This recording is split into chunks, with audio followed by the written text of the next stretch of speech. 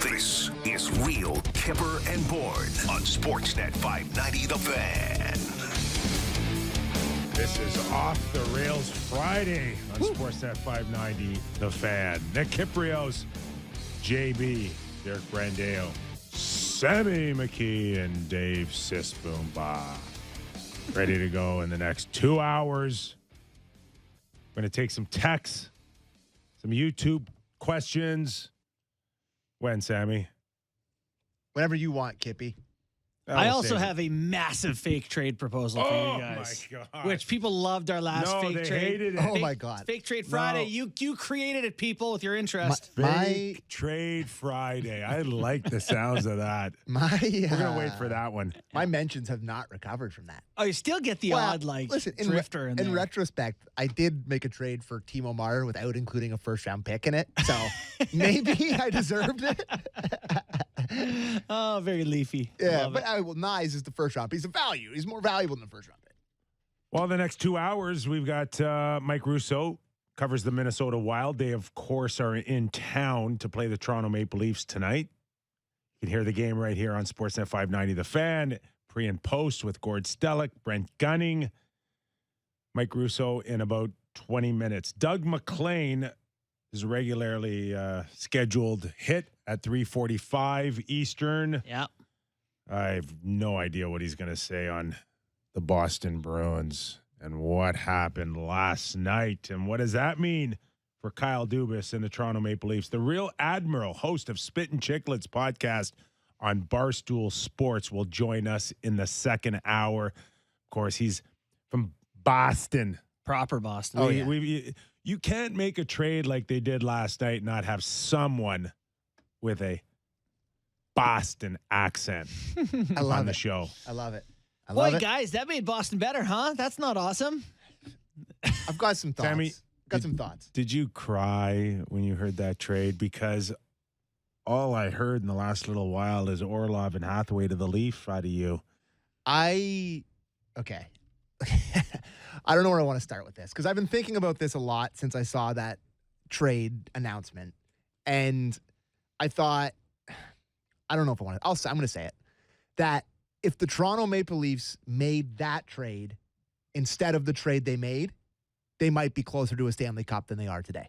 Well, Yeah, I don't agree, but I understand. I understand that perspective. I would have preferred a first, a second, a third, and a fourth for Orlov over Ryan O'Reilly.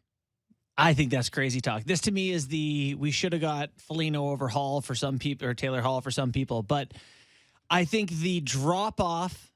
And I like Ryan O'Reilly. I know. After the Leafs' top four forwards was so significant, top five forwards, so significant that Ryan O'Reilly is just a massive gain. Orlov is a great player. I like Orlov too. I don't know how much better he would have made them. I mean, he'd have made them better, no doubt. This is not taken away from Orlov, but Ryan O'Reilly just made such a difference for the Leafs immediately. And I like Achari more than Hathaway. I believe that you win championships and 7-game series off the basis of your own zone. Goalie, defense first. Go cheer for the Bruins then, bud. You two guys are unbelievable. No, listen, I think the best player in either trade is Ryan O'Reilly. So I imagine having a different opinion than that. I think that what that trade did was made me feel better about the Leafs' price because the Leafs got probably the best player in both trades. So I know that's kind of counter to what I'm thinking, but in terms think they of had a greater need? in terms of what the Leafs need, a top pairing or second pairing defenseman and a really gritty, big, underrated forward who hits and fights and can score a little bit. That to me was more important. Did you like Craig Smith? No, I don't really have a lot of Craig Smith thoughts. That's to be just honest with $3 you. million off Yeah, the books. I don't really That's know. all. So I'm That's just a cash component. He's a non-player for the Bruins this year, Craig Smith? I'm not killing Dubas for not making this trade. I still think the Leafs made a great trade and they got two really good players who are going to help them. But I think Orlov is just such an important piece that the Leafs could have really used. Really used. I mean, he would be perfect. Like, the other thing is like how many minutes are you going to squeeze out with the likes of Matthews and all the rest of them, Orlov or top 4 defenseman? There's a chance that they're going to average 5, 6, 7 more minutes a night. Like, do you ever envision Ryan O'Reilly playing over 20 minutes for the Toronto Maple Leafs? I mean, I don't know. Marner, Austin Matthews, Nylander. He PKs and power play guy. I mean, I could see him getting You're going to max out 17, 18 minutes with him. Yeah. But a defenseman at 24, 25, 26 minutes, a shutdown guy like Orlov, I mean, he's not going to play 25, 26, 27 minutes. On some nights he may. You don't know the circumstances. You know, if somebody goes down, these guys have the ability to go deep in those type of minutes.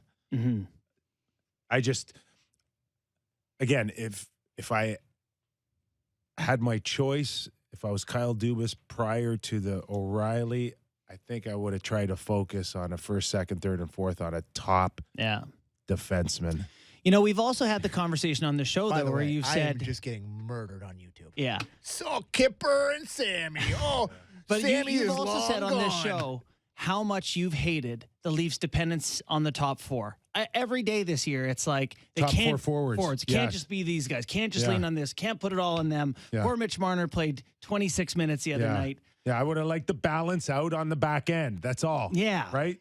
And Morgan still hasn't gone to the level that he That's needs big here, to. too.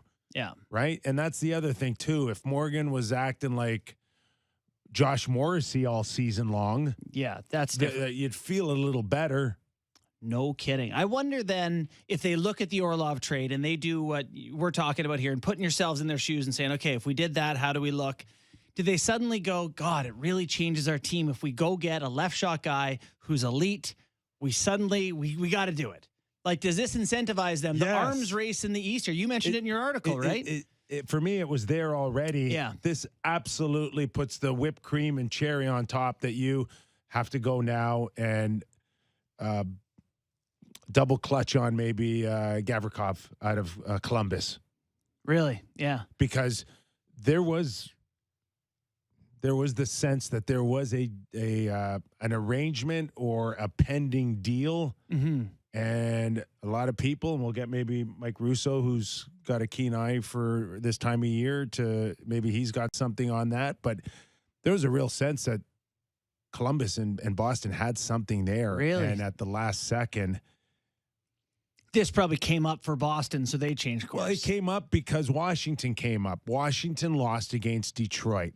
And I think that was the game that the Capitals said, forget it. If we don't beat Detroit, we're going to sell a few pieces here. It's crazy right now. Like, you look at the standings on any given night, and over the next week, there are teams in that Eastern Conference race where if they lose, they might decide to go one way, and if they win, they may go the other. And that's what happened to the Capitals. I don't think it's fair in terms of comparing Orlov and Gavrikov, who's a better player. I think it's pretty clear that Orlov's a lot better. Orlov can do more. Presumably, Gavrikov the cost would be more in line with what the Leafs could stomach, even though it would still be a lot for Gavrikov. Did Gavrikov's did the ask on Columbus now come down to losing the Boston?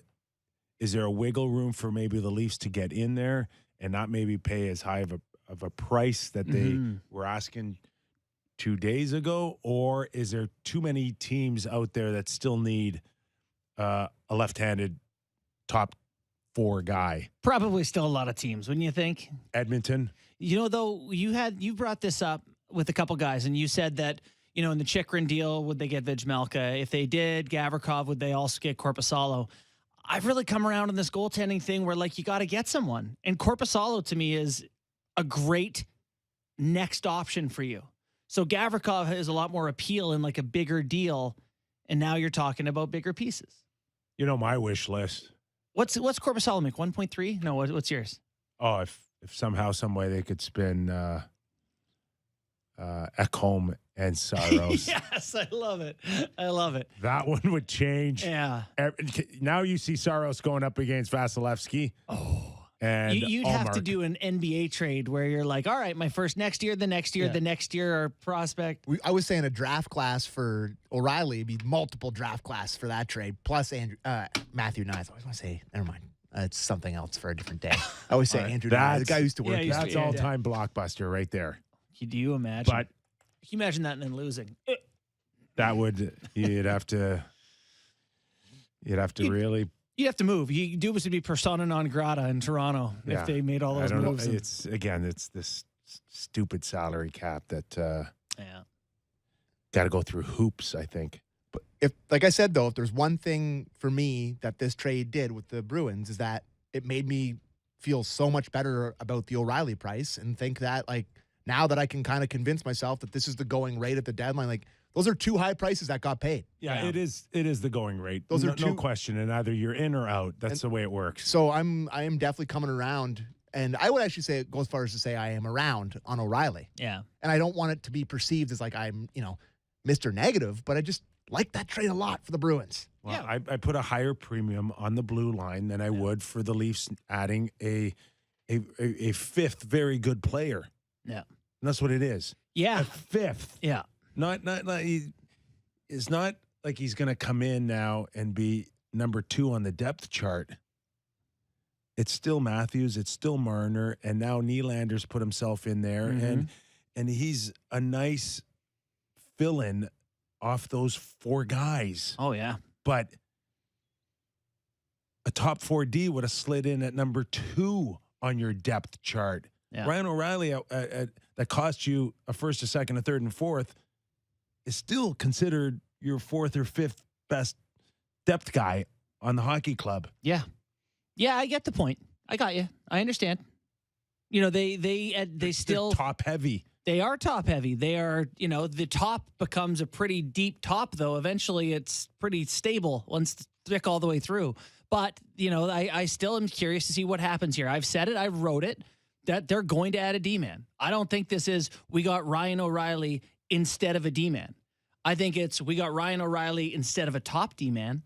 I think they may have to go to Gavrikov or someone of that. That to me is a significant upgrade. Well, he's playing 22 minutes a night. I shouldn't slough him off as Right. nobody. Yeah. That to me is significant. That's not a drop off.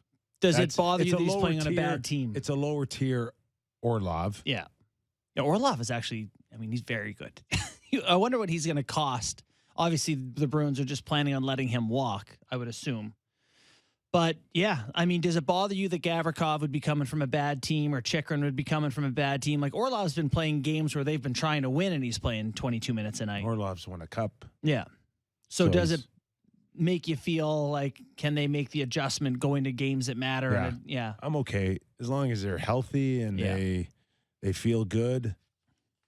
Still think that there may be a sense that Chychrun doesn't go anywhere, Really? which would probably break his heart. But- Wouldn't it piss you off if you've been sitting out for trade-related reasons for what, Yeah. 2 weeks? How does and that then happen? You don't go? How does that happen that he's like pulled out and then now 2 weeks later he's still not? Yeah. It seems bizarre to me. I don't know if they had something there that fell through or what. And Columbus is trying to get him. So imagine now that you do get traded this year and you're still out of the playoffs. I'm Eric Lindros or whoever you want to use. I'm not going. They're You trying- trade me somewhere else. I'm not going to the worst team in the league in another irrelevant market. No disrespect, but some I given. don't know. Does he have any say at all at 4-6? Would he put Columbus on a no trade? I don't know. Can we go to Cap Friendly and find that out, Sammy? Find out what? Chychrun. Yeah, what about him? If he has no yeah. trade protection. Yeah, sure. Any protection at all? Yeah, I'll look it up right now. So, speaking of injured guys and coming back, did we mention injured guys? I thought we did. Anyway, speaking of Matt Murray, yesterday we kind of put Luke Fox on blast about not asking about Matt Murray. Wow, we got the update today. But Lucas made a good point, which that Murray wasn't eligible to come off LTIR till March 1st. Yeah. So he's not. We weren't asking. Oh, yeah, I guess we did insinuate, that he could play this weekend, which he Yeah. can't. Right. We did insinuate that. Yeah, we did. And Luke, So- I woke up to a text from Luke Fox, and I was like, oh, what's this about? What'd you do? So we've officially apologize to the Yes. Winnipeg Jets Oh, and Luke Fox. and Luke Fox. All right. So the no move clause doesn't kick in until next year for Jacob Chikrin. All right. The last 2 years of his deal. Oh, really? Mm-hmm. Which is why the moving is happening now. Well, Columbus wants to get him now, though. Yeah. So they probably Right? could. Because they won't. Maybe they don't get the opportunity in the summer. I'm not going. Do you want to hear the Murray update? Yes, we wanna- do. We Yeah, do. here's what's up with Matt Murray from Sheldon Keefe earlier. Yeah, for sure. I think we will see him continue to progress. I think you'll see him in practice tomorrow with us, and the expectation is that he'll join us on the road trip coming up. All right. He's ready to go. Can he play in 2 games enough to make you feel comfortable? I don't think there's anything that's going to make anybody feel comfortable from this point in. 2 bagels. He goes shutout. And he's probably not going to play I back-to-back don't games. So think- I don't think it's whether he's capable of hitting a good level or a high level. He's done it in the past. He's won Stanley Cups. He's done it with the Leafs. But can you count on him is the only question. yeah. And knowing the answer to that, because the answer is no, if you look to his recent history, is it David Rittich for a third again at the my deadline? Someone else. I mean, it can't be Matt Murray. He can't. He has a high ankle sprain. He's a goalie. The playoffs start in 6 weeks. Yeah. You almost have to play him in Edmonton Wednesday just to get a final feel. You do. You have to get him in. And it can't even be Calgary. It's got to be Edmonton. Why is that? Just because they're better offensively and really Just challenge fine. him? You're facing Tampa and the Boston Bruins, 2 of the Yeah. best teams in the league. Like, put them up against 2 of the best players in the world. That's a good test. I was Sorry, but throwing you in the deep end here. Well, I mean, if he's supposed to be your he's your highest paid goalie. He's supposed to be quote unquote. They wanted him to be the starter going into the year. Right. You'd better hope that after however the hell long he's been off injured, that he's ready to come back and play against a good team. Like, Yeah, but do you want or him you're to gonna step start in him against against Nolan Ryan for his Yes. first pitcher that he sees? I do. Like, you can't protect him. They protect this guy so much in terms of how long he takes to come back and how much they work with them and make sure he's feeling right. I know. and That's how I feel about Sandin right now. and talking Is he him half up. okay? Let's go. Talking him up, and it's like, yes. Guess what? There are many good hockey players in the National Hockey League. You happen to be playing your first game against the best one. Yeah. Them's the breaks, buddy. Get in there. Let's see what you got. The Oilers are the top team in the NHL by expected goals, best power play. It would be a tough one for sure. We want to get to Sheldon Keefe talking about lines being settled, or I wanted to is ask it you guys- kind of like the same thing he said last day or so. It's kind of similar, to be honest with you, boys. I grinded through there today. There's not one thing that we can pick off of that. Yeah, there is. Well, I wanted to ask you about Sandin first. Okay. My friend Brent Gunning texted me this morning and asked me, is this a held out for trade-related reasons without saying it? Fascinating. And I thought it was a good question, and I wanted to pose it to you guys. I'm going to say no I'm going to say no, too. as a conspiracy, as someone. Yeah. But I don't hate the idea that, he's not quite right. Let's make sure he's right. In case we do decide to trade him, you don't want to trade damaged goods or risk re-injury or something before you make a deal. Okay, there you go. I don't want to be disrespectful to him, but when you pull people out of the lineup, they're a lot better than Sandin. Yeah, I guess Gavrikov is. I know he is, I should say. Yeah. Right? Gavrikov has to be the I don't lowest think- quality player you've ever I heard. don't No think- disrespect to like, him. but 'cause I like him. we are talking about guys that sit out that like can implode a trade. Mm-hmm. We're talking about a guy that's added on. Yeah. We're talking about a guy that 3/4 of the league could go, well, what are you giving me with Sandin? Mm-hmm. Are you giving me a guy that's potentially a top 4 guy? Is he a 5 or 6? It's like when you go. Is he a offense, defense? Mid. is he physical? I don't know. last spring, my wife and I were buying stuff for the garden, and one of the things they sold was a pack of seeds. They didn't tell you what kind. It was vegetables, flowers. Whatever. Put it in the ground and see what happens. That's what Sandine is to me. Like, throw them in the ground. I don't know. You might get something. Maybe it'll suck. Maybe it'll be good. He's not the centerpiece of a trade. Why would you sit him out? I like the idea that, like Gavrikov is going to fetch them up first. Whatever. So, you sit him out and make sure you get it. Sandine is going to be, will you please take him instead of Liljegren? That will be his Could you, addition. like, you want to protect a 4th-round pick? No, he'd be more than that, wouldn't he? Dermott went for a third, didn't he, to He went Vancouver? for 3rd? I would put him then in that same class. Yeah. It's fun. It's tough to even say that just because, like, expectations and hopes for Sandine have been maybe he'll take over Riley's spot in the power play, and all of a sudden he's a 40-point D-man, and it just hasn't come. No. And it doesn't for everyone. No.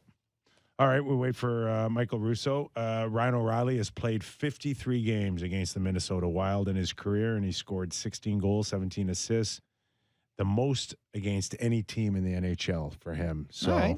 So he's had the Wild's number. So we expect another night like in Buffalo for him and Mitch Marner and Tavares. I don't think we're seeing that night again as a Leaf. That was a big night. Let's welcome in Michael Russo from The Athletic. He covers the Minnesota Wild. And where do you want to start, Michael? You want to talk Dumba? You want to talk about general manager Bill Guerin coming on our show, knowing that he was part of a 3-team trade yesterday and didn't spill the beans on our show? What time was he on your show yesterday? Yeah, 4:15 till 4:30 maybe. Okay, yeah. So it was definitely in the works because they first got the word around 2:15. Yeah, so Hustler. He's got a good poker face, I guess. But yeah, I mean, look, we've been writing about this for about 3 weeks. That the Wild have built all this cap space, which is again kind of ironic because they're a team with all this dead money, but they've for many reasons they've accrued a lot of space this year, and if they're not going to use it, which doesn't mean that they're still not going to try to add something.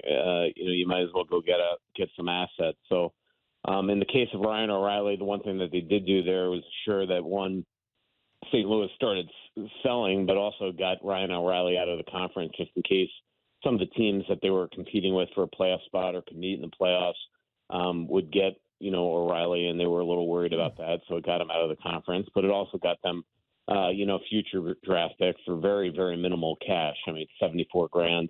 And in the case of yesterday with Dmitry Orlov, I mean, it was the same thing. I mean, $86,000. It's that's a drop in the bucket for an owner, and it gets them a draft pick. And in their mind, it was absolutely worth it. So we'll see. I mean, they still have $11 million to play with if they want to go out and actually add at the deadline. And I think that's the one big reason that they're doing it. What's so crazy is that they have all that cap space. I'm looking where they are in their standings. They're 3 points out of first in the Central Division. They have a really tight salary cap in the years ahead with the buyouts. Like, this to me is like go time for them if they want to get through a softer Western Conference. Why does it not feel like they're in overdrive to get the big names right now? Yeah, I mean, look, I think that right now, if he could get Patrick Kane, he would absolutely do it. He would pay the price for it, but Kane is going to give, by all reports, Chicago a list of about one. And if that one is not the Rangers and the Rangers can't make it work, would he go to another team? Potentially. But if you're going to go to another team and you're Patrick Kane, are you going to choose Minnesota over other options like potentially Dallas, Edmonton, Vegas? But trust me, I think that if he could get Patrick Kane, that would probably be the one guy he would make an exception for. I do think that they've investigated Tyler Bertuzzi, but as again, reports are right now that Bertuzzi's sort of off the market. Would he pay the price there? But in terms of other guys, I mean, there's just not a lot of other guys that I think that he'd be willing to sacrifice a first-round pick, his top prospect, for. Now, would he still go out and get a rental and give up maybe a second or a middle prospect or a third or something like that? I think he absolutely would. But right now, it just hasn't been, something that has been, I think what he wanted to do is have the team speak to him and say how they were going to, do here on this last homestand.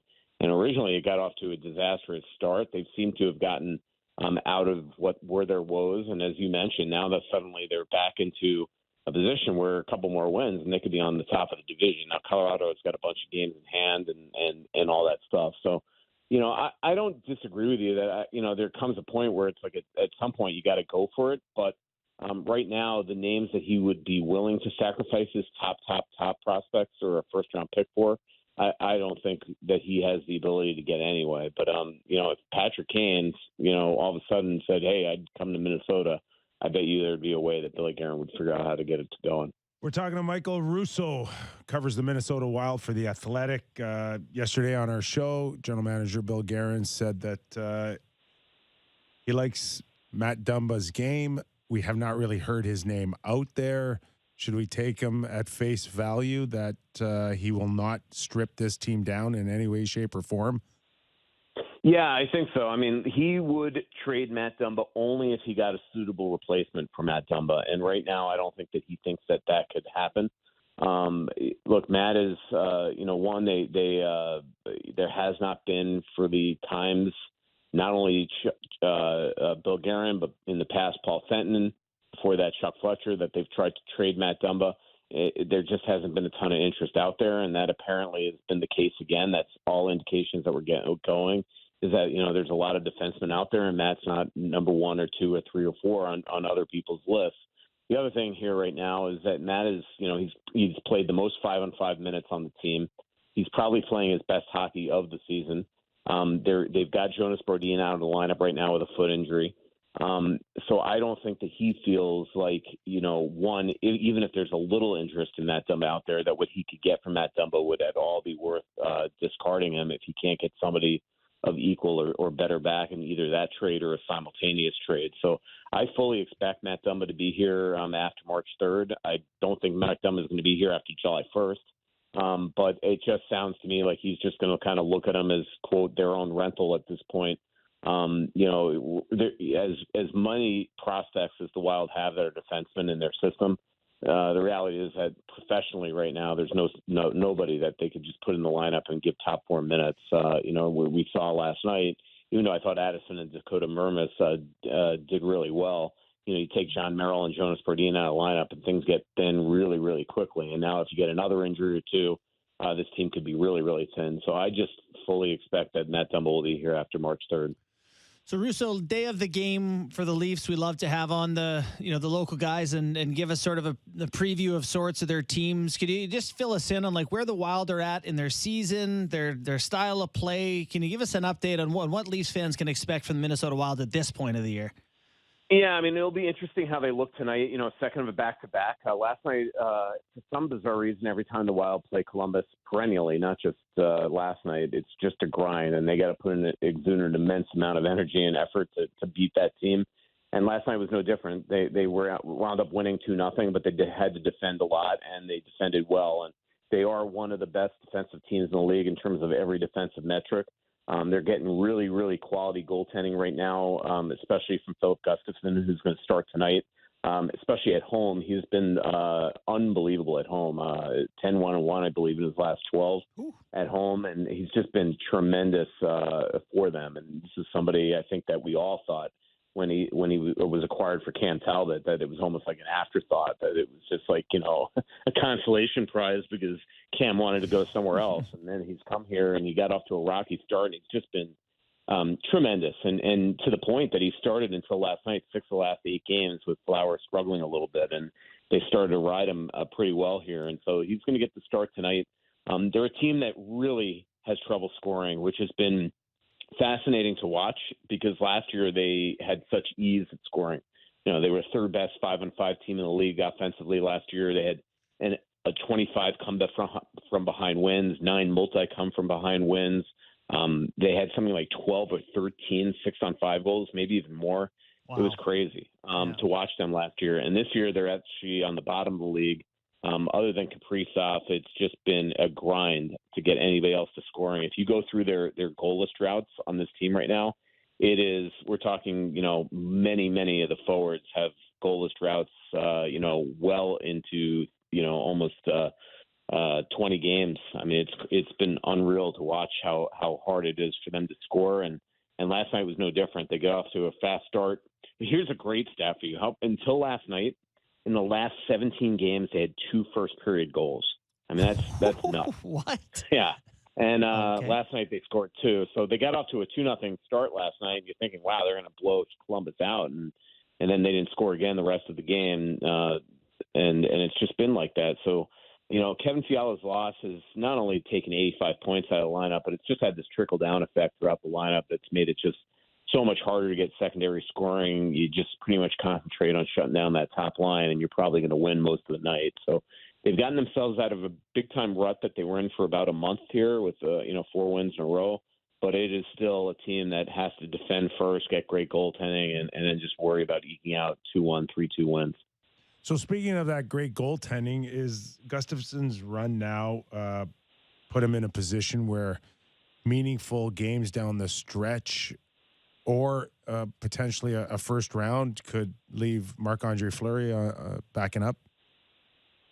Yeah, I mean, I really do think so. I mean, I don't think the Wild are in a position. This is a team that's, since 2003, they've been past the first round twice.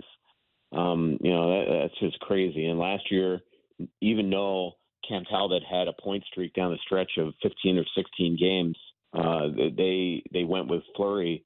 They went with the resume, and they didn't go with Talbot until it was way too late in a must-win game in Game 6 after sitting him for 2 weeks despite his hot streak. And it caused a divorce in the relationship where he wanted to move on, and he obviously got that wish to Ottawa. And I don't think the Wild could afford to do that again. They have to get past the first round this year, as you guys mentioned, a wide open. So to me, it's incumbent on them to pick the goaltender that's playing best going into the playoffs. Now, could that still be Fleury? Absolutely. I mean, I think Wild fans, because Gustafsson is just a different style goaltender, and when he wins, it's really quiet and simple, and he just looks like he's calm in that and all that stuff. And obviously he's been winning. It creates this perception that he's just so much better than Fleury, who we know is a very aggressive, sometimes spastic goalie, and can leave you a little nervous about just the way he looks. Even last night, he gets the shutout, but there were some hairy moments in there just because of his style difference. Mm-hmm. But if he is not playing nearly as well as Gustafsson down the stretch, I think they're going to have to make that tough call. And they're going to have the ability to really test both of them down the stretch here. They it's crazy actually. If you look at the Wild schedule, as condensed as it's been in February, they actually have a lot of off days in March, and so there's not a lot of back-to-back. So it's not going to be one of these things where they're going to need both goalies. They are going to be able to really pick one and who to go with the majority of the games. They have a lot of, tonight it's not one of them, but they have a lot of simple games coming up. The Wild are 21-7-2 against non-playoff teams, and 7 or 8 of their next 7 of their next 10 now are against non-playoff teams. So the Wild, you really have the ability to peel off some points here. And if Gustafsson continues to be well, I really do think he's going to put the coaching staff and Bill Guerin in a really tough decision coming back, because again, Fleury signed a 2-year deal. So if he takes a backseat to Gustafsson going into the playoffs, Fleury is going to know coming into next year it's going to be a lot of the same. The success of the Minnesota Wild kind of hinges on them getting some goals. You mentioned that they struggled to score. I've been watching them the past week, and I watched Kaprizov make a play against the Kings that was unbelievable to set up a goal, scores in their last game. It feels like this guy plays over 20 minutes a night for them. I heard people going into the season picking him to win the Hart Trophy, which seemed a little ridiculous, but how has he lived up to expectations this season? I think he's got 34 goals in 58 games. Looks like it's gone pretty well. Yeah, I mean, obviously, Connor McDavid's going to lap the competition in terms of the Hart. But again, the definition of the Hart is most valuable to his team, and it's hard to come up with too many more players in the National Hockey League that is more valuable to his team than Kaprizov. You take Kaprizov out of the lineup, and they're battling for Connor Bedard right now. I mean, I promise you that. He is everything for this franchise, especially in a year where it's been so hard for them to score. And he's worn that stress lately. I mean, there's been a lot of times in the last month, there was a stretch where for a month, the only guys that had goals on this team that were forwards were him, Zuccarello, Boldy, and Eriksson Ek. And it felt like at 5-on-5, especially, that he felt every single shift he had to score or make a play, or they had no ability to score. and he's worn it. And and to his credit, he hasn't shown his frustration. And to his credit, he continues to perform at a just masterful level every single night. And what I love about him, because I've covered, I haven't covered a ton of, I've covered the league now 28 years, but I haven't covered a ton of personal stars in that time. Covered Pavel Bure, covered Marian Gaborik, but really that's about it between Florida and Minnesota. Kaprizov, what I love about him is he's a grinder. I mean, this guy goes to the tough areas. He is not a peripheral player by any stretch. He doesn't cherry pick looking for breakaways. He goes to the hard areas and scores his goals that way. And it's just really impressive to watch. If you hit him, he's coming back at you. He'll get angry and he'll give it to you. And he draws you in. He's usually in the top 5 every year in drawn penalties and not drawing them by diving. That's for sure. I mean, you have to. He's always moving his feet. So if you're going to defend him and you're close to him, you're probably going to have to put a stick on him or hold him or something to fend him off and obstruct him. And that's why he draws so many penalties. So he is a special talent. And, he is mid-20s now and they've got him for 3 more years under contract. And a lot of that coincides with the dead money. And they're going to have to try to figure out a way to build a surrounding cast around him. Or, they are going to risk in a couple of years of him saying, hey, is the grass greener somewhere else? And so that, I think, is part of the pressure that Bill Guerin's going to have to figure out here in the next couple of years is how to, during this dead money time, to keep Kaprizov, 1, happy, but 2, feeling that the future is bright here in Minnesota, that if he can because whatever he's going to want on his next contract, he's going to name a number and the Wild are going to have to give it to him. And it'll be interesting, when that time comes. But for the now, he is by far their most valuable player and one of the best players in the league. Hey, Mike, big thrill for you being on the same show as Doug MacLean. Yeah, I know. I was a little disappointed that Doug wasn't on with me. He would have been great drama. He would have just ripped me. You guys have a history or what? We have a great history. Yeah, I know. Yeah, I covered him down in Florida for a long time. So he's still one of my favorite people, as Nick knows. I mean, he's a beauty, and I honestly, as he likes to say, he taught me what offsides was. He always says what the blue line was, what the red line was. There were some funny moments. I mean, when I started covering the Panthers, my first year as a Panthers, like I was backup to the backup. My first year in the NHL was '95, which obviously was his first year as a head coach. And so his 3 years, I covered him down there, and I was basically a rookie beat writer. And he likes to joke around that he taught me the game, but he really did. I mean, the biggest thing about working with professional coaches, and every single coach and GM and player that you ever cover, you learn more and more and more about the sport from. But he was the very, very first, and it really was a learning lesson on just how to deal and question a professional coach. And you guys know he could get a little fiery right now, so we had some back and forth down there, but he was just awesome to deal with. And really, I mean, it's stupid to say when you're a beat writer covering a guy, but in a lot of ways he did take me under his wing in terms of teaching me how to cover the sport at the very, very beginning of my career. Somehow I think those kind words that you had for Doug will not be going back your way in about 8-9 minutes. Oh, sure they will. But you might want to stick around just to listen to it one way or the other. And if you don't hear it, I'm sure someone's going to tell you about it. But we really, really appreciate your time, Mike, coming on the show. Yep. See you guys. Take care. Thanks so much. Covers the Minnesota Wild for The Athletic. Does a really good job, despite what Doug MacLean's going to say in about 7 minutes.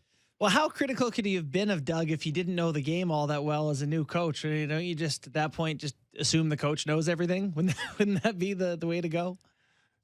Yes, but we are talking about Doug MacLean. True. All right.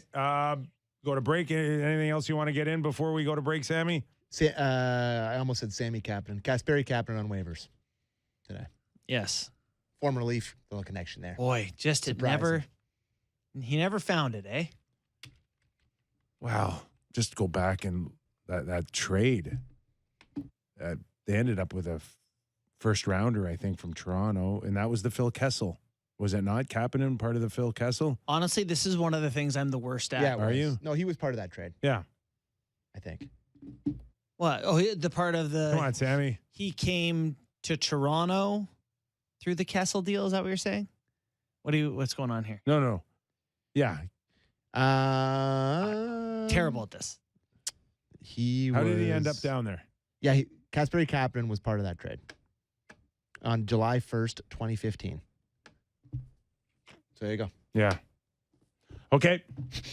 We're going to take a quick break. We're going to bring on Doug and completely drive this off a cliff. Perfect. All right. Let's do it. All right. Quick break. These words, and we're back with Doug McLean.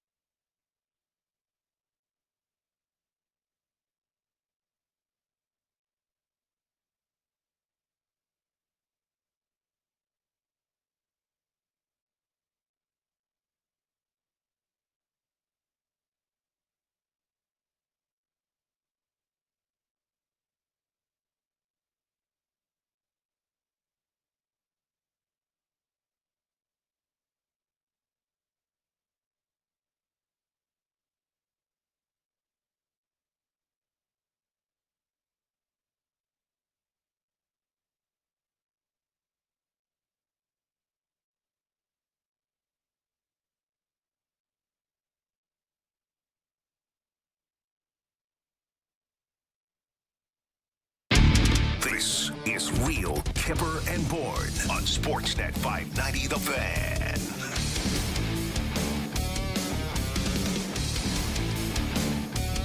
Toronto Maple Leafs set to do battle against the Minnesota Wild tonight. And then a very big Western road trip. Yeah. Yep. No, it's massive time of year. By the way, I just wanted to clarify. Thank you, Leafer1984 on Twitter. Kapanen came to Toronto in the Kessel deal, correct?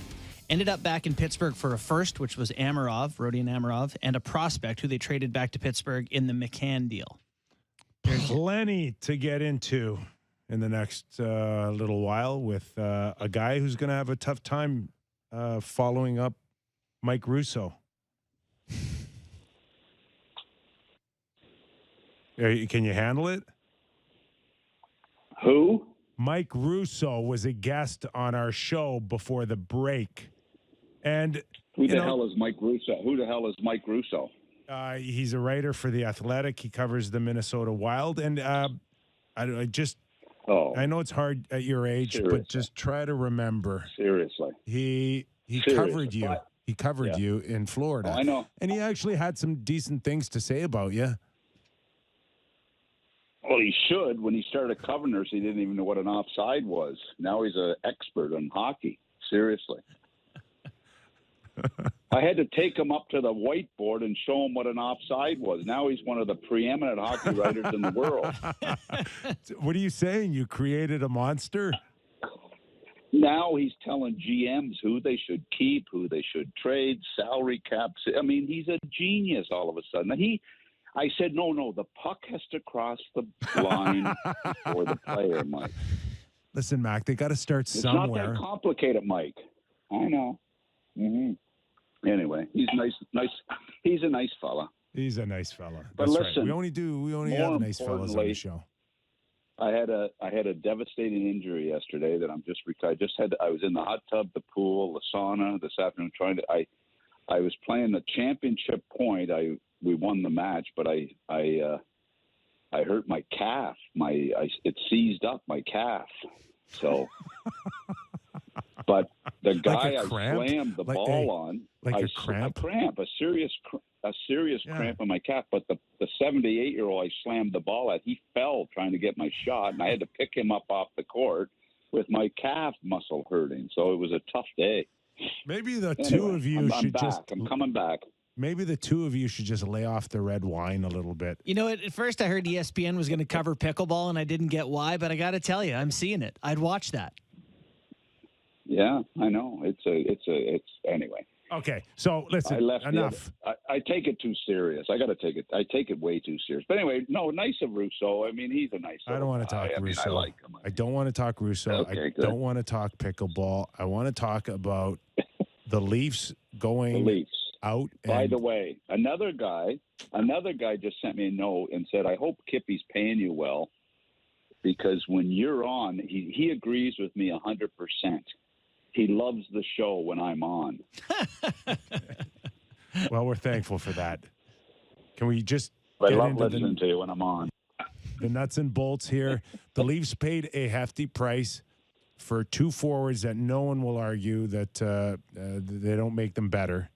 And then we see Boston, pretty much the same type of package for two guys that will make them better. Orlov, top 4 guy. Ryan O'Reilly, a top 6 guy. Do the Leafs have to do anything to kind of match what Boston did last night?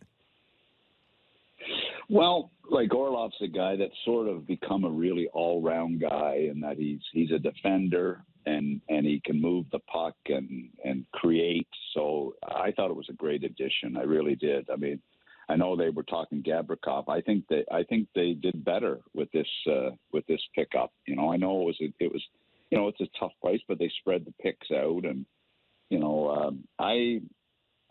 Boston's better. Yeah, they're better because of it. And Ryan O'Reilly, look, I mean, I watched the Buffalo game that night, and it was exciting to see that. I can only imagine how Kyle and Brendan felt watching that performance by Ryan O'Reilly, who has proven to be, he's a Stanley Cup winner, and it was a good move. I see where they have him in the top six.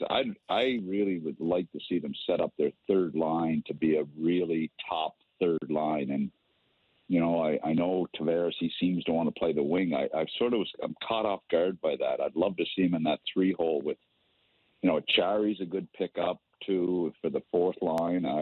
I like the move. I like both moves a lot, So now we have to wait to see what Tampa does and what the Rangers do, because the East is loading up, and it's going to be an unbelievable playoff. Tampa, they'd be a little nervous about this move. They would be. Are you surprised that Dubas got aggressive like that, and do you expect he'll continue to? Is it enough now, or do you think you got to continue to sell out assets and get even better, knowing that Boston is as loaded as they are? Well, I still think they've got there's still a major question with their blue line. I still think they need another top guy on their back end, and that's tough to do right now. And I think that's got to be something they're considering. And then we come back to the same old problem. Is their goaltending going to be good enough to beat Vasilevsky and company? That's still a big question mark. But you love how Kyle got aggressive. Yeah, I know they're giving up a ton of assets, and they had given up a ton prior to this with the Foligno deal and the other deals they've done. So Kyle had no choice. How you can't blame Kyle Dubas, and you shouldn't be surprised that Kyle Dubas got aggressive, because his job's on the line. And 6 consecutive years of losing out, they've got to go for it. They've got a good team. They've had a good year. They've got to still try to improve their team with the deadline coming upon us. I really think they have to still continue to try to improve their team to be a real contender.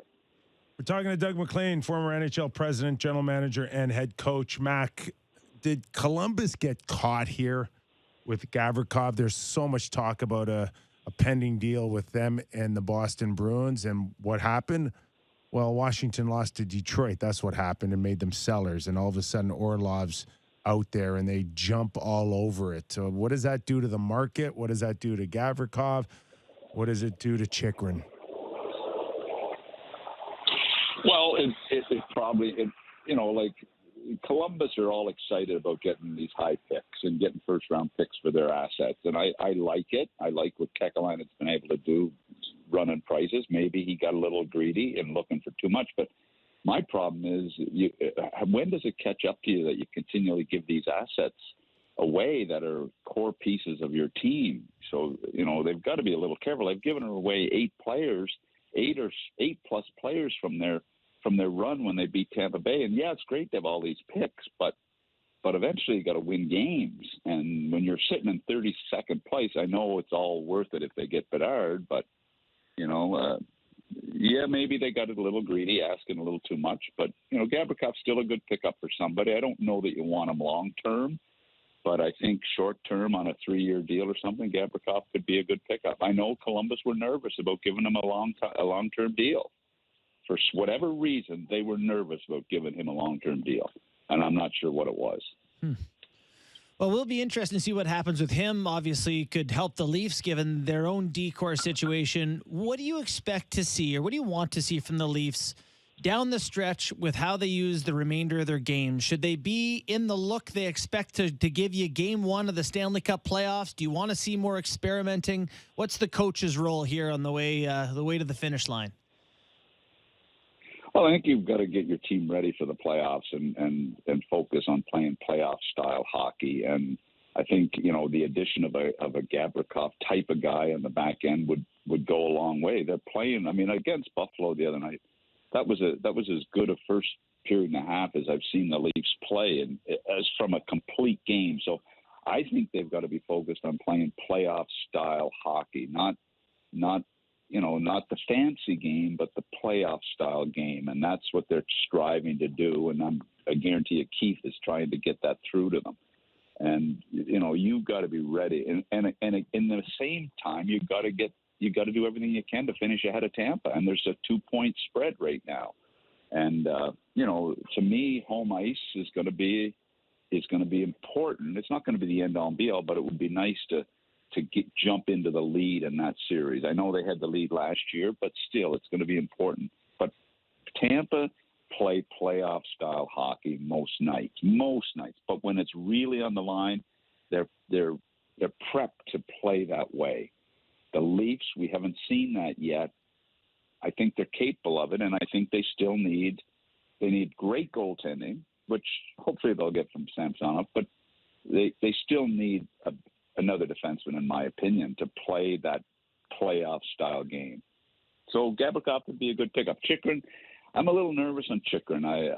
It's going to be an astronomical price, which is obviously the reason he hasn't been traded yet. And, I mean, I don't know if he's a playoff-ready style defenseman. I hope he is if they get him, but I'm not sure he's that yet at this stage in his career. He's never been in those type of series, and that's going to be real. That's going to be real important for the guy they pick up to move into that. And I think he's got to be a top 4 guy. Mac, is Ryan O'Reilly and Achari enough to drag guys into that playoff fight? Because they have been accused at times of not looking like a playoff style to advance. Is it just a matter of 2 guys pulling that out of them? Is it Sheldon Keefe asking for more out of the next 24 games to look playoff ready? You know what? I think a Cherry is the sort of guy. I talked to guys that played with him in Boston, and they really liked him because he's a battler. He can skate. He can chip in important goals. I think he's a really important guy. I really do. And Ryan O'Reilly, there's no doubt that I don't care if you're John Tavares, Austin Matthews, Mitch Marner, Nylander. How can you not look at this guy and follow him? I because of this guy was not Buffalo. There was issues there, but he went to St. Louis and reestablished himself as a really team first type of guy. I love the fact that they got a team first type of guy.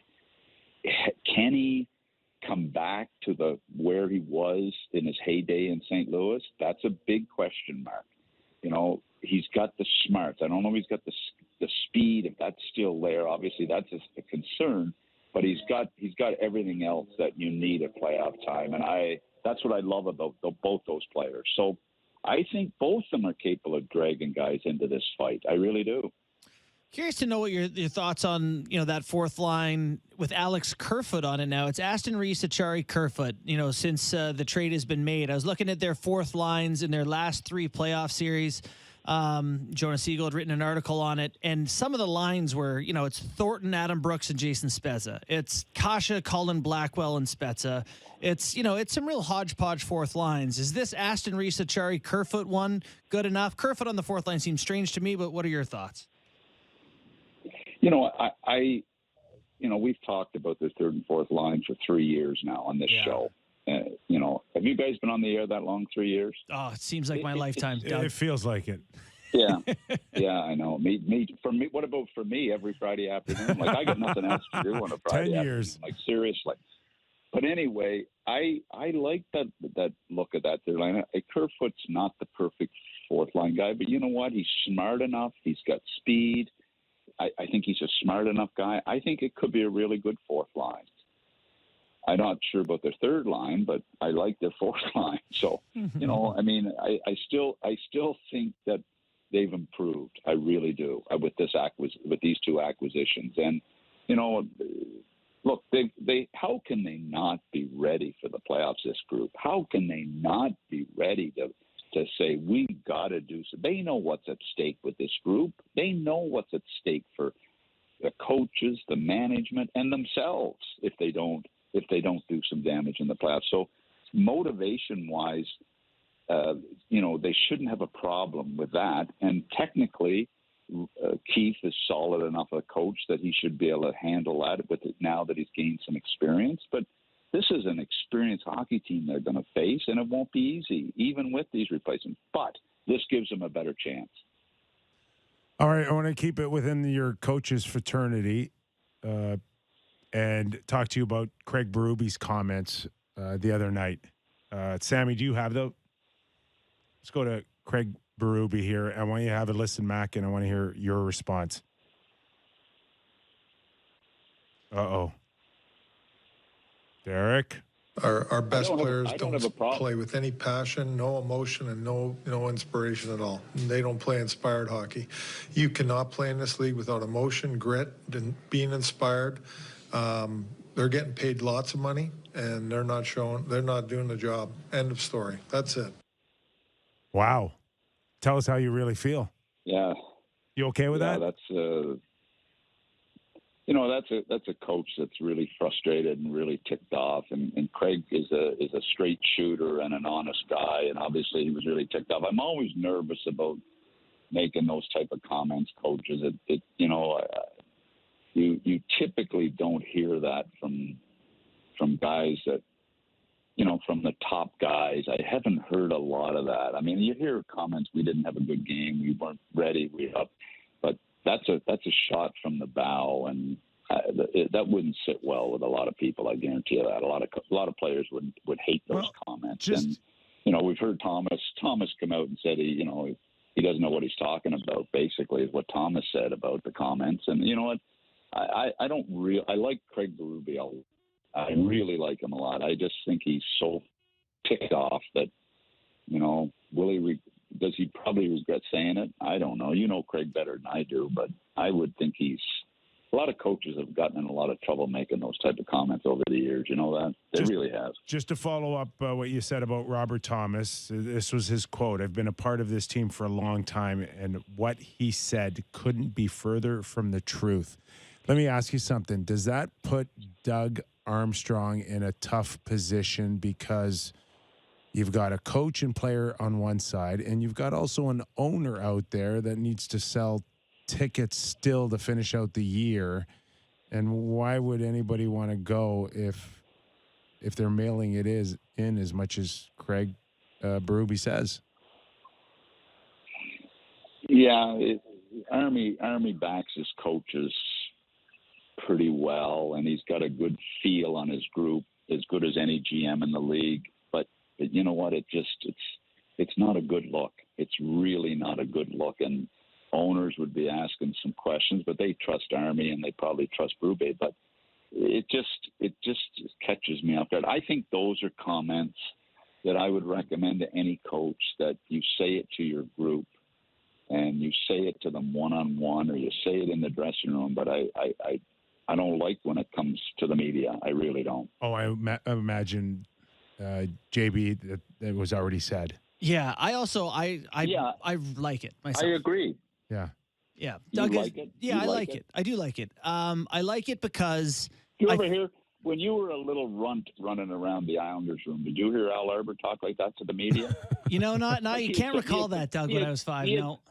He had some pretty rough years and on the island at the end of Al's career, and I never heard him come out like that. I mean, I don't know that there's any value in it. If he said it in the room and said it to his team guys, I don't know if there's anything to gain from that. Well, I really don't. To me, it's almost a self-protection sort of thing, and so maybe that's not for the team's benefit either. So maybe I'm off base here, but I think that given where this team is, they're at a turning point, right? I mean, they were in the playoff race until, their last 10 games, they've been terrible. Ryan O'Reilly's gone. Tarasenko's gone. He came on our show and said teams tank to get players as good as we have, talking about Kyrou and Thomas. He basically handed the keys to these guys and said, it's your team now. And they responded with, frankly, piss poor efforts. So, I'm not sure what he's supposed to do necessarily. Like, this is the next group of guys for them as they kind of tank on this season and move off into the future. Hopefully it sets the tone of what's going to be acceptable for the leadership of his team. I think you make a good point. You just lost your heart and soul captain, and you've waved the white flag a little bit. You're saying, okay, it's your team. You show us, what the next leadership of this team looks like. And I don't know how long he's been frustrated. The fan base don't want to hear that, though. No. Right?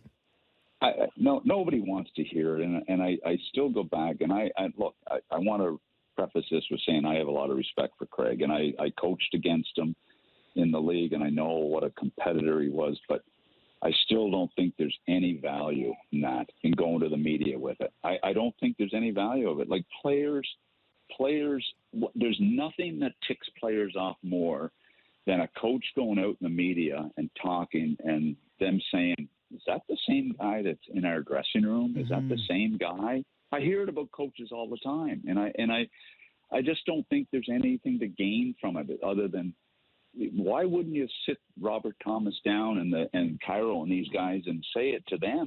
And I'm sure he has. And isn't that enough? Do you have to go to the media with it and create this? It puts Craig in a tough spot. It puts Army in a tough spot. It puts the owner in a tough spot. And the fans are saying, "Wait, what am I listening to here?" I just don't think it's. Yeah. I just don't think it's that valuable. I don't think it is. What if he feels like he's going to be fired and he's like, this is my, if he feels like his job's in jeopardy and it's these guys costing him or, not responding to him sort of as a nuclear option, still too much, eh? Well, if I was interviewing, say he does. Yeah. And I was interviewing him, it would be one of the first questions I'd ask him. Explain this comment. You're a Stanley Cup winning coach. You're a player's coach. You're perceived as a player's coach. I've seen, I go way back, and I remember, and you wouldn't have been born, and Kippy would barely be born, when Orville Tessier said the same thing about the Chicago Blackhawks. And Terry Murray said the same thing about the Philadelphia Flyers in a series against Detroit. And, it was very similar comments. And I'm thinking, where is this coming from? I think there's something to be said about keeping things in the dressing room. I don't have a problem with you ripping a player in a one-on-one situation, and I'm against it. That's just my own opinion. I don't think it's a smart move. But that's my own opinion. I want to sneak this one in before I let you go, and that's Pat Kane. If you were shopping right now, would you be all over this? Is there a part that would hold you back on maybe not knowing what exactly you're going to get with Pat Kane? Where are you on that? And linking him back to the Rangers? Well, the Rangers are going for it, and I read this morning what they have to do to make this happen, and, it's down to playing with 20 guys the rest of the season and moving people up and down and around and going with a shortened lineup. I love Patrick Kane. You know that. He's a talented guy. The Panarin history is really intriguing. He's a winner. I'd love to see the Rangers get Pat Kane, but, Tarasenko and Patrick Kane, I'm not sure when is there too many guys? Who's going to have the puck? Like, how many guys can you right. Appease and put in key situations when you've got the top six that they have? I don't know. Look, it looks good. It sounds good.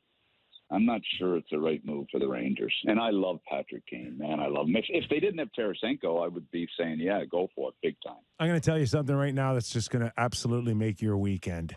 You've got hundreds of more watchers on YouTube than Mike Russo had. You know what? That may be the biggest insult I've ever had in my career. And I've been and you know what? I have been insulted really bad by a lot of people in my career. Yeah. And that's one of the top. Okay. That's one of the top. Oh, I'm sorry. Flags that you've given me. That's sorry. Okay. I'm sorry. I thought I was going to cheer you up. Well, listen. You know what? I've been looking for a way to get out of doing this damn show, and you're getting real close to comparing me to No. Let's strike that from the record. Okay, straight that last comment from the record. Hey, Mac, thanks for doing this, man. Really appreciate it. No. Just one final thing. As I was leaving the pool to come up here, Jill said the final thing she yelled at me when I was leaving the hot tub and pool. She said, "What is Kypreos paying you for this?" I said, "Honey, it's not about money anymore. It's just about helping people in their careers." I'm getting sick of helping you, though, Kypreos. Hey, Little Buddha is going to be sold in Florida soon. In a month, I can send you a can. Not even open. Coupons. All right. Thanks for doing this, man. Good luck man. with the show. Good luck. Hey, okay. Continued good luck with the show. I appreciate Thanks, Mac. that. Doug McLean. What a guy. Yeah, I don't think he liked that last YouTube comment. Well, it was a great comment. It was good. More people were here for him than hundreds Russo. more. Yeah. And apparently, anyone's talking about is like, should I put my toque back on? Yeah, that was there was actually a poll on our YouTube chat whether you should or not. That's completely off the rails. No, that is. I did vote in it. I said no. You did vote? I did. So did I. I voted no. Yeah, I voted no. I voted no, yeah. Yeah, your hair looks good today for a guy who's been wearing a toque. Do we have an update on the poll? What is actually the poll? They wanted you to put it back on, but I think they're wrong. The people are not. I'm going correct. with the vote. After the break, the vote said 64% yes. Now put it back on. 30. He just got a haircut. It's looking good. I just got a haircut too. Yeah, it's looking tight. 170 votes on that. Well, there you go. All right. Well, let's get the nose up, please, or else I'm going to have to go with whatever is on the poll. All right. After the break. You're like Elon Musk. I do whatever the poll says. And what do we have? We got the Real Admiral. Got Rear Admiral coming up. All right. From Chicklets and the Barstool Sports Group. I don't know if I screwed that up. You did. We'll talk after. All of that and more after the break. Get your vote in.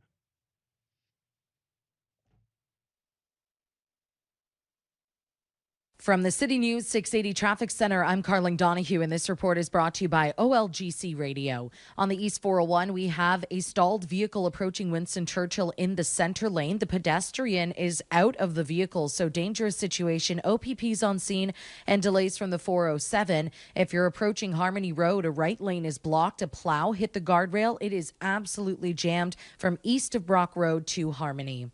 Tonight's Lotto Max jackpot is an estimated $50 million, plus an estimated 2 Max Millions. Buy tickets in store or at olg.ca. Play responsibly, 18 plus.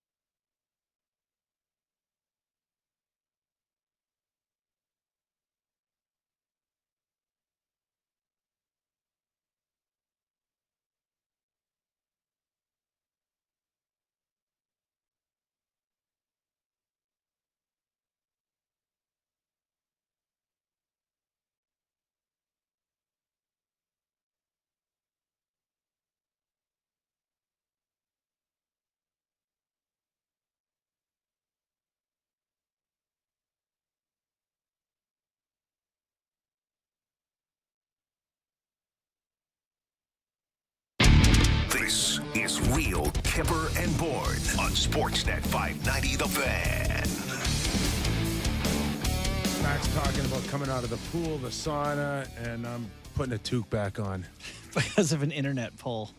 Dave Sisboomba, how did we finish off on the poll? Do we have any idea?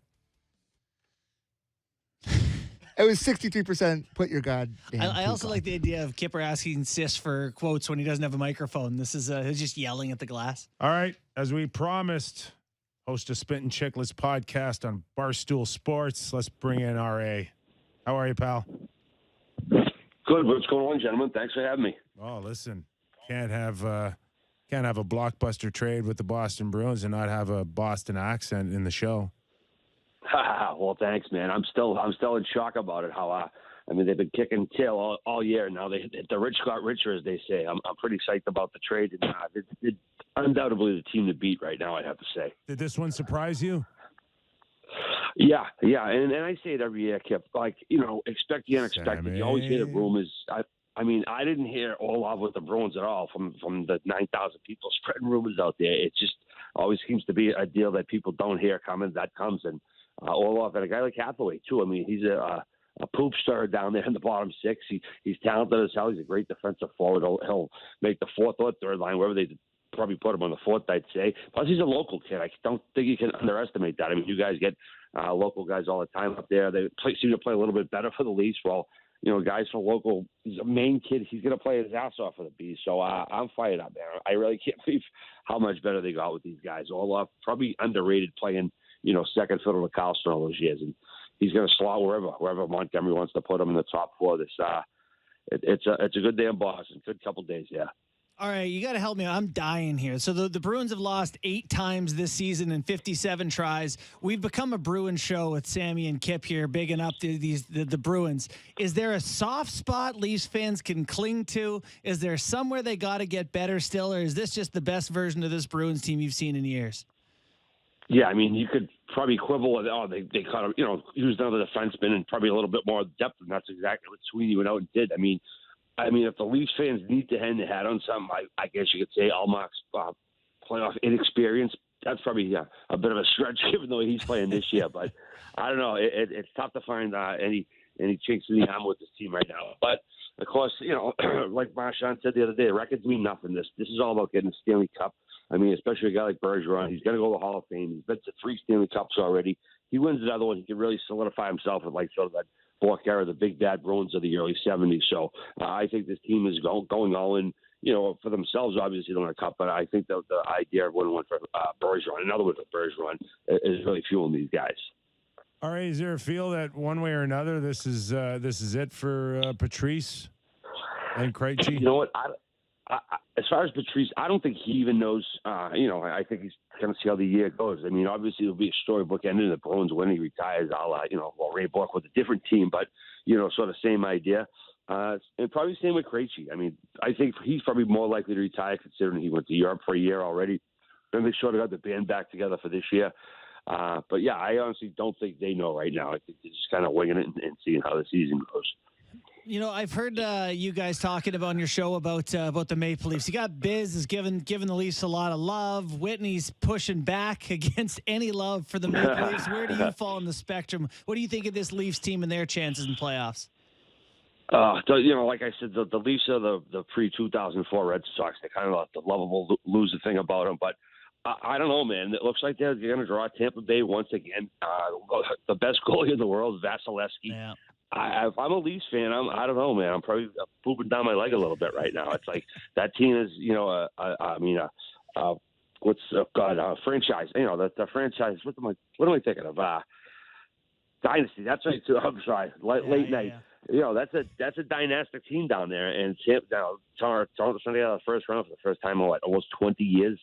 I don't know, man. It's going to be a tough task. Toronto, Tampa's not going to lay down. I mean, they got a chance to win, a third cup with this team. So I don't know, man. I'd be scared if I was a Toronto fan a little bit.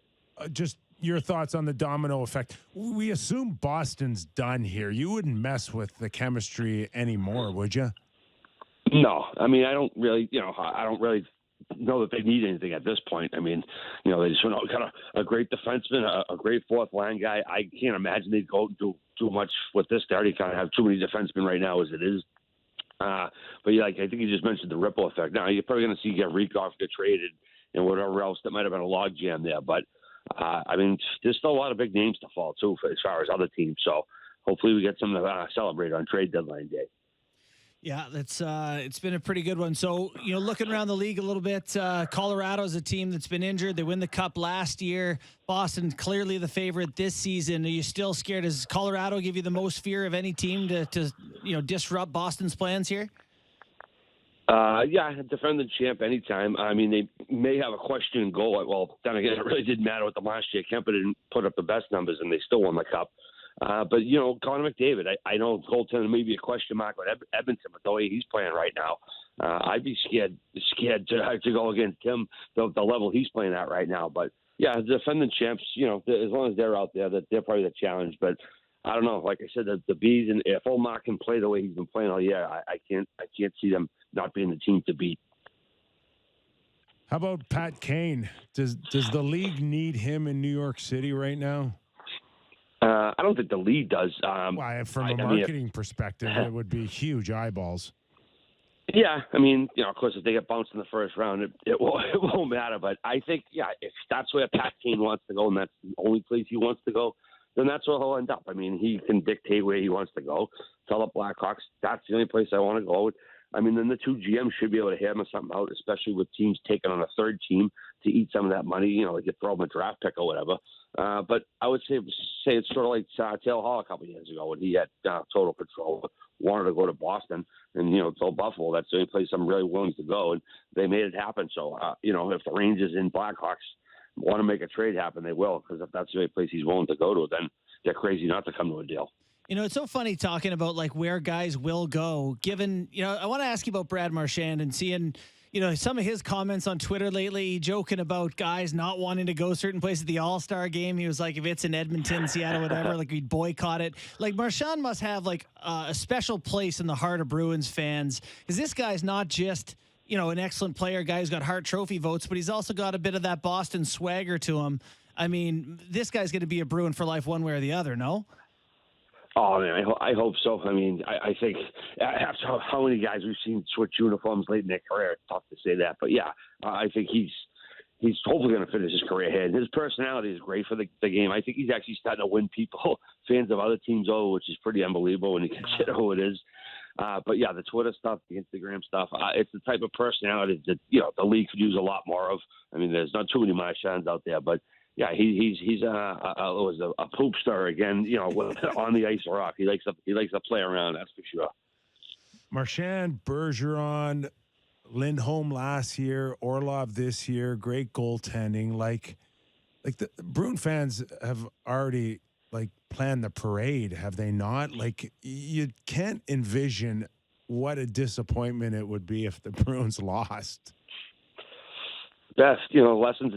2019 not too far away. I mean, I'm an older Bruins fan, so I know how close it can get and not happen. But I think our younger fans are a little cocky given the 20-year run we had. But yeah, I think I'm optimistic. But it's the playoffs, man. It's the NHL playoffs. You got to win 16 games, and anything can happen. I mean, every year we say that, and there always seems to be a big upset. But they got to go out and do it. Like, again, to go back to Marchand's quote, the records mean nothing. It's all about winning the Stanley Cup. That's all people care about. No one says, who had the most points, who had the most wins. It's all about the cup. And yeah, man, I'm optimistic, but certainly not cocky. We're all looking forward to it. Rear Admiral, really appreciate it, man.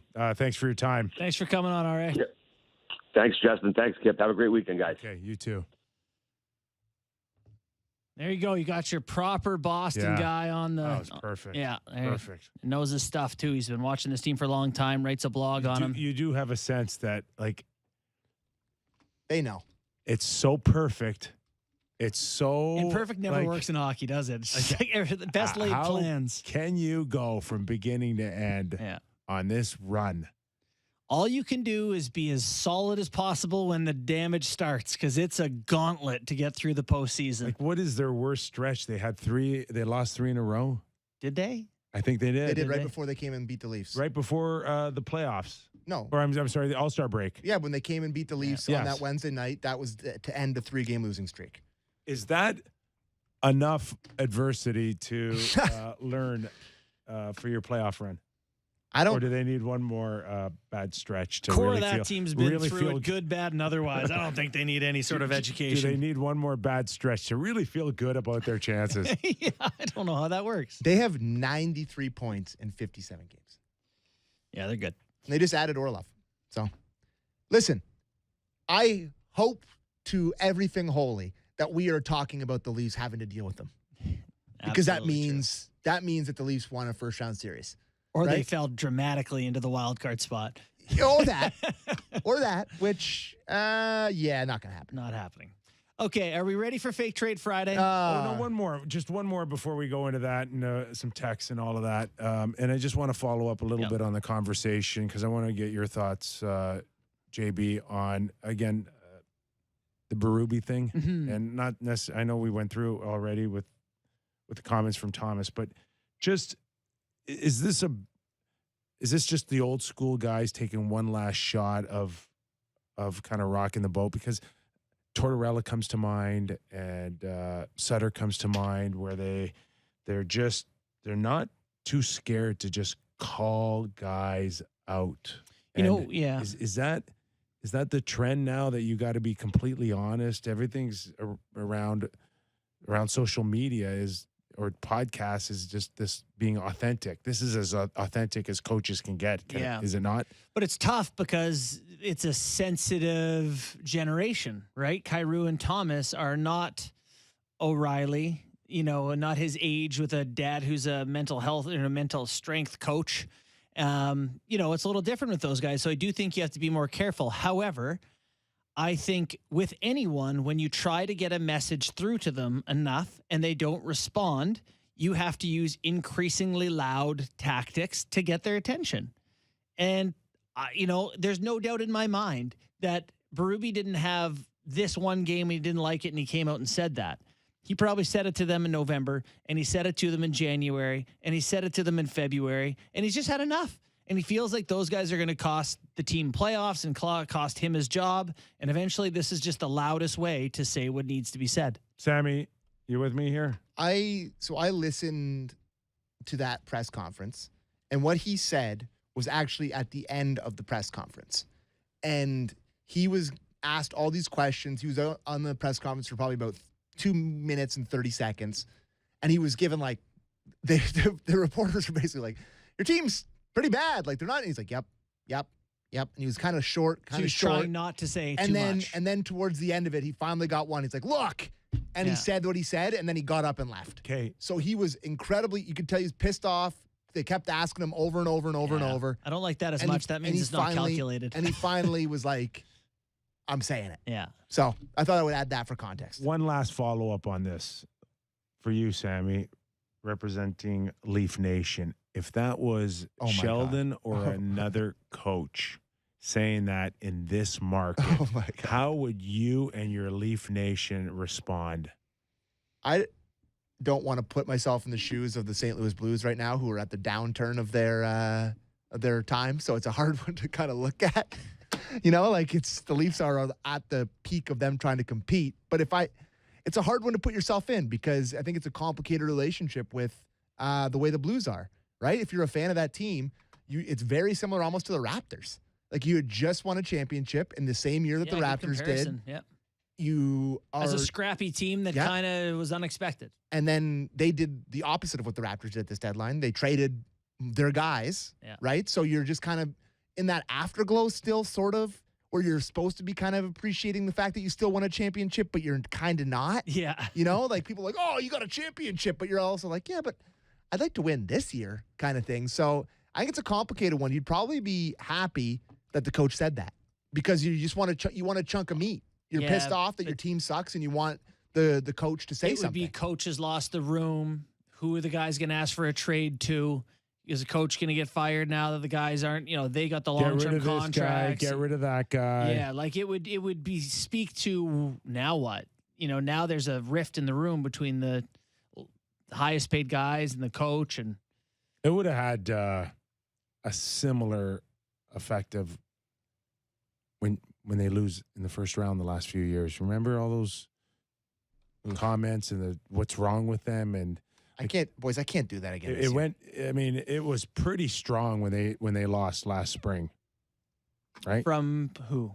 From Leaf Nation. Yeah. It was really like there were people who said they couldn't believe Kyle Dubas came back, right? I mean that Is this crazy to say? I thought it was worse 2 years ago with Montreal. Thank you. I was going to jump in. Really? The vitriol when they blew it against Montreal was way worse for Kyle than last season's. 10 times worse. Oh, okay. Like maybe not for Kyle. I think everyone wanted everyone's head. Trade the stars. Trade the guys who didn't produce. Fire the coach. That's still by far the hardest one to swallow. Marner for Jack Eichel. Yeah. Oh, I didn't know about that specifically. But that was a heavy one here. Yeah. I'm going to be shooting Leaf McGavin talk. here. Yeah. How many points Eichel have? 40? Oh, no. That was just. What did he finish? Dead last? Yeah. All right. Speaking of the Lightning, they're chasing the Leafs. Gave up a point to the Sabres. Labushkin with the winner. Labouche, my boy. Oh, I miss him here. Could they get him back? I don't know. No. I got multiple DMs from people being like, "Are you gonna crap all over Vasilevsky because he gave up 6?" And it's like, that's definitely what we're gonna do. Guy that has won multiple cups and has been clutch in every big game ever. It's like, he has a bad regular season game. We're gonna crap all over him. They give him a Conn Smythe. Did he win one yet? Yeah. Oh yeah. Okay. They need to shop for a goalie. That was a wild game. Fake Trade Friday. Tune in, people. Can we just talk about Tage first? Nope. Oh my God, he's good, right? Did you see I'm doing a feature on him for the television. Did you happen to see the goal he scored? One of the goals he scored on Vasilevsky. Last night I didn't. No. Okay, so he comes in and big shoulder drop, cuts it, backhand, 5-hole, straight through the 5-hole feathery. Cuts it is on all of his goals. But just the way he drops the shoulder, he bites so hard. And he's got Vasilevsky when the goalie's kind of looks like he's dancing because he's so lost, he twisted the best goalie on earth into a pretzel. So I just wanted to give Tage a shout out because I love Tage. And he had a hattie. Go look at the record when he scores and when he doesn't score. And the difference amongst O'Reilly and Tavares and Marner was that he didn't score. They don't win when he doesn't score. Oh, yeah. Tage. Yeah. Against the Leafs. I'm talking about Toronto, Buffalo. Okay, yeah. Right? It's like Kaprizov they were talking about before. It's like he has to score for them. Has to score. There's certain guys that have to score, and for the most part, it's around Marner. Marner needs points for the Leafs as well, but it's a much more balanced attack with 3 or 4 stars up front. But Tage Thompson, if he's not putting the puck in the net, there's most often they lose. They're exciting though. They take chances. They play a really open brand. They play a brand that you think could get killed in playoffs, but they're sure fun to watch. Did you see you didn't see anything. The overtime, there was a bang play where a good Canadian boy, Steven Stamkos, took a dive in overtime to try to draw a penalty, and that's what set up the Labushkin overtime win. Really? Yeah. Took a little dive. Oh, he doesn't dive. He dove. I'm sorry, Kippy, he dove. I'd hate to say it because I love him. He's a good Canadian boy. That guy's gone to another level. You got to watch the highlight. He dove. Okay. Are we done? Yes, Fake Trade Friday. Let's go. Okay. Get everyone ready on Sportsnet. Get ready to clip trade. Was that what we're calling it? Yeah, because this is the last one so far. 100,000 people watched it last time. So, all right, Fake Trade Friday. We're trading. The Toronto Maple Leafs are trading for Jacob Chychrun. Okay, hold on. As you know, Chychrun has $4.6 million contract till 2025. Okay. Your number one D-man. And you want someone on a power play? Yeah. Okay. Yeah, I want someone who can play 25 minutes and run my power play. Okay. Now, do you know, the ask was 2 first-rounders and a prospect, I think, 3 pieces. Okay. Well, we'll see if this does it for you. Here's the thing. With Chychrun, I want Brown as well to play on my third pair to block shots and hit guys. Okay.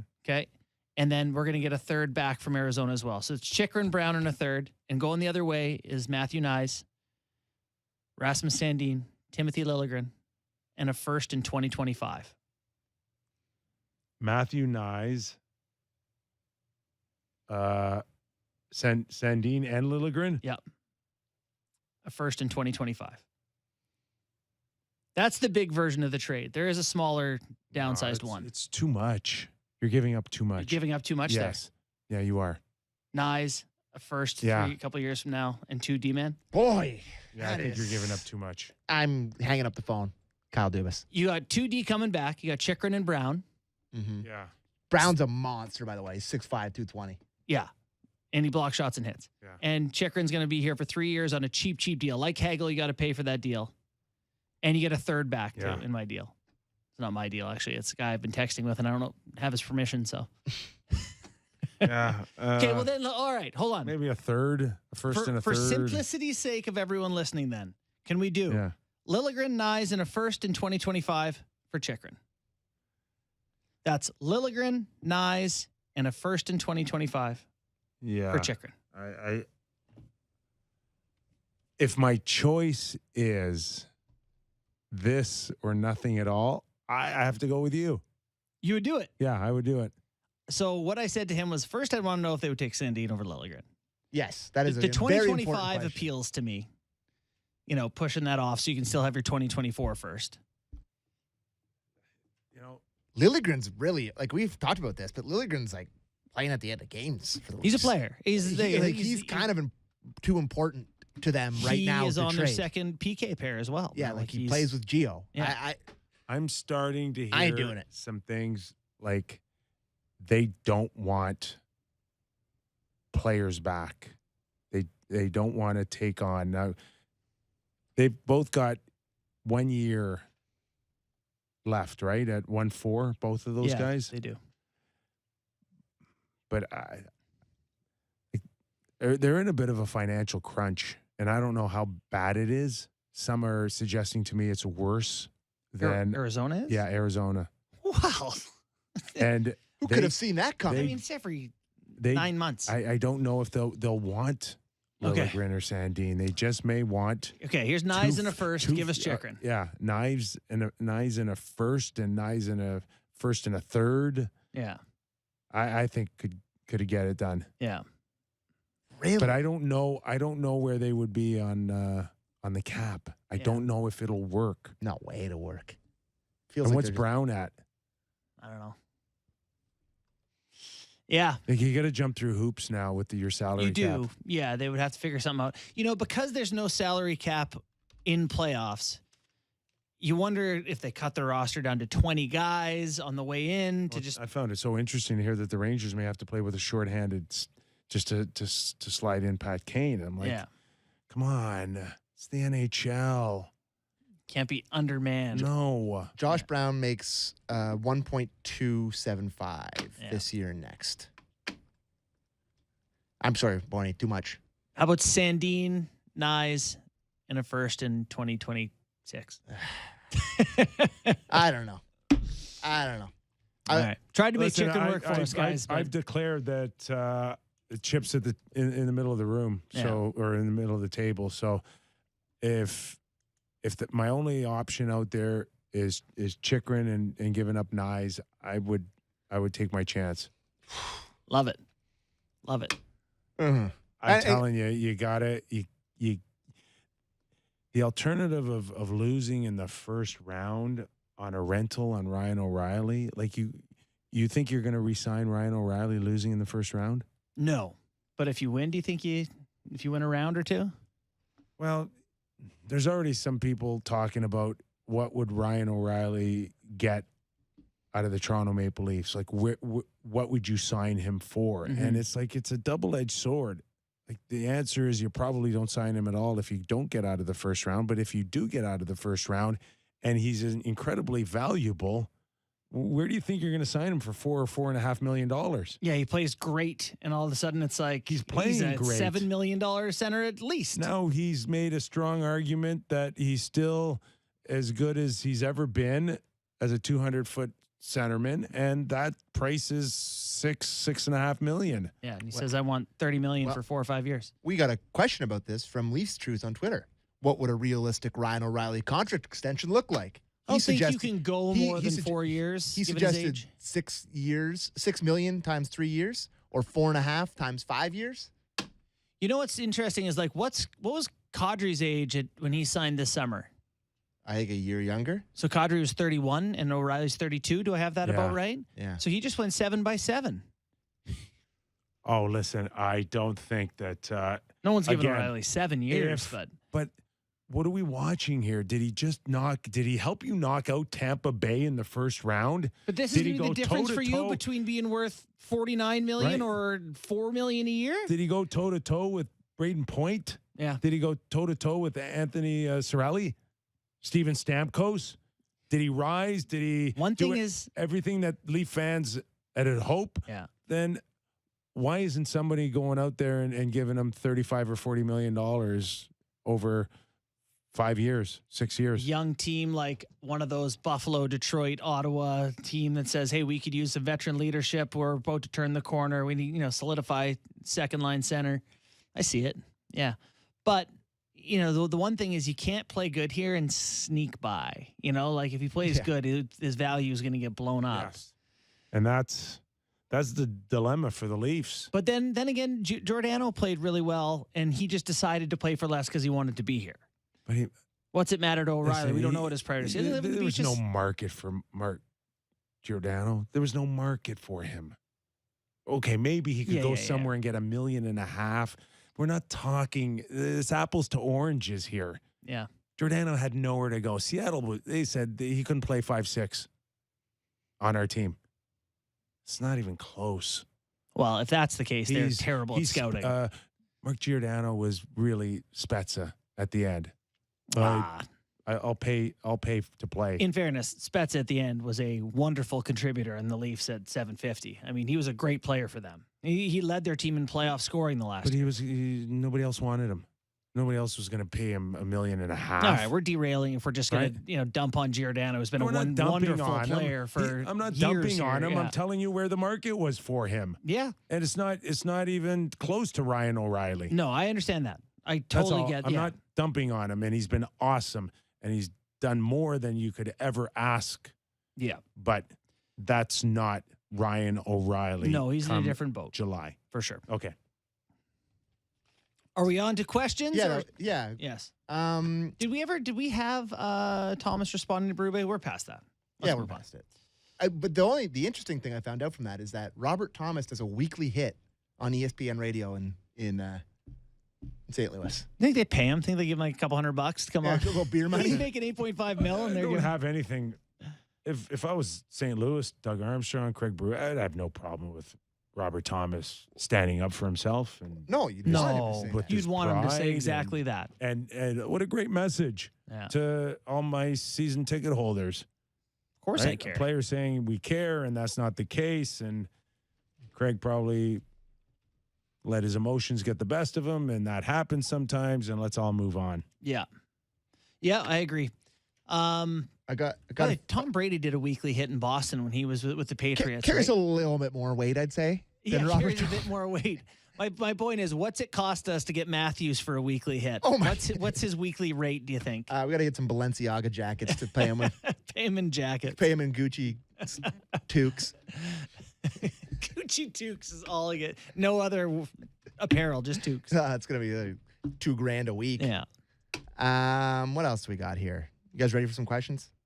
I think we're ready. Like 20 minutes ago. I was gonna call you the D word on the radio, but I'm sorry. It's Friday. I don't know. I don't think I could say that. I might get a text from Fabs. All right, this is a DM I got. Question for today's show: what's the cost for a significant D now that the Bruins made their moves with the Caps? And this person included a barf face emoji, which I agree with. What would you give in the current lineup for someone significant? What can the Leafs get? What can the Leafs get someone like Shen for? That's from Mark Dumel. On Shen, I heard right now that the price is a second rounder, but they'll settle for a third rounder at the deadline. Really? I would be surprised if someone didn't snap him up for a second. Like David Savard went for 2 seconds just 2 years ago. You think of Edmondson, Sherratt. There's teams out there that says he's 5, 6, 7 at best. So I would agree with that. I'm not giving up a second rounder for a guy that A rental to play on a 15 contending minutes. team, he could be a healthy scratch. Yeah. And you know what? It's possible in Toronto. Like it's not impossible to see him come in and just be like, he can't keep up or whatever. Like it's so I could say second, third. But if I'm the Leafs and it's deadline day and no one's got him and a third is doing it, I'm doing it. I can't argue with that. Yeah.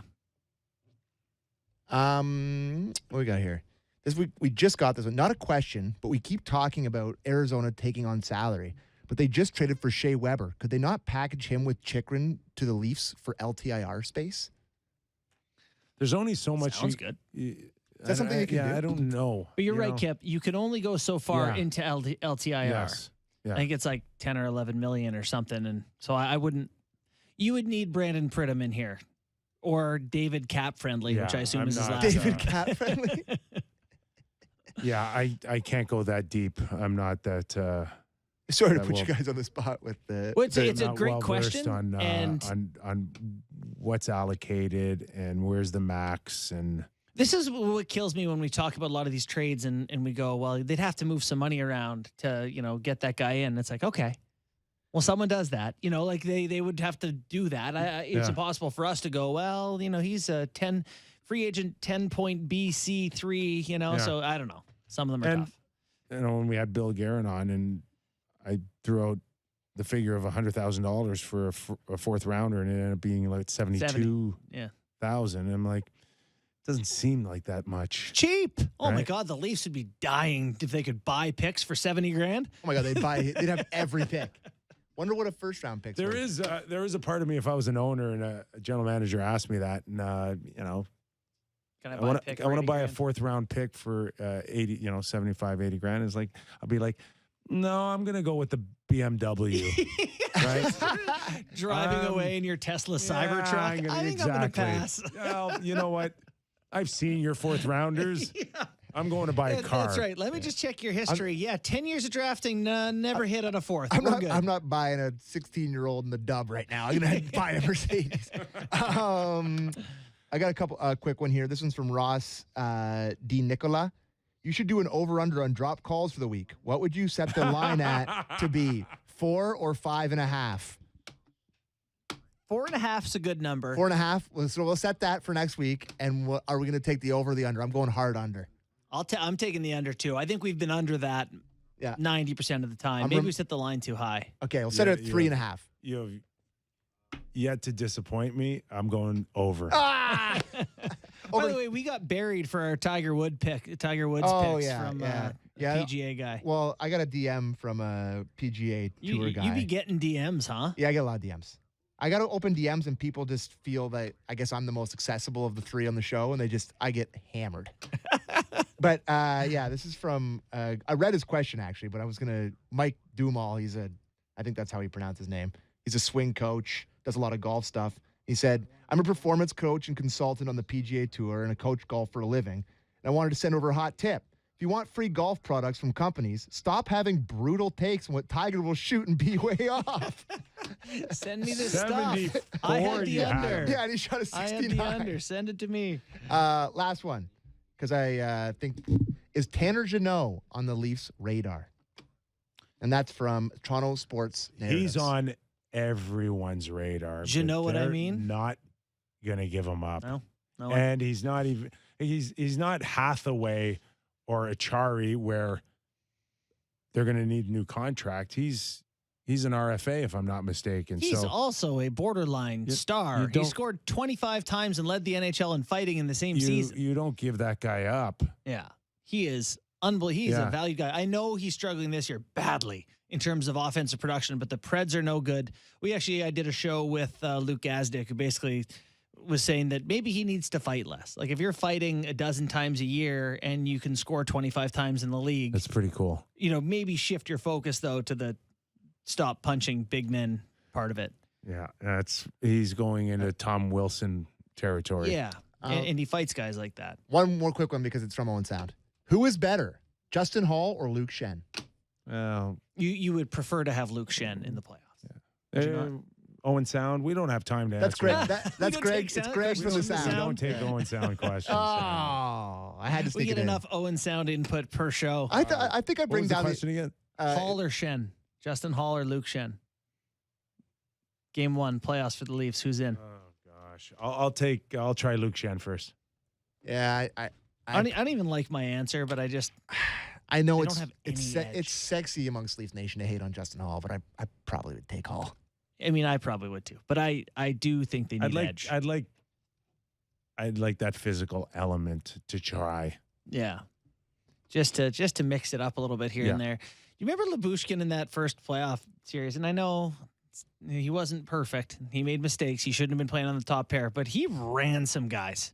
Oh, yeah. I mean, he caused some real get your head up through the neutral zone situations for the opposition. He hasn't been great in Buffalo this year, though. I don't think. Look into that. Look at some numbies. Well, they're giving up a lot of goals. I mean, how good can he be? Fair. Right. All right, we're good. Yeah, thoughts on tonight?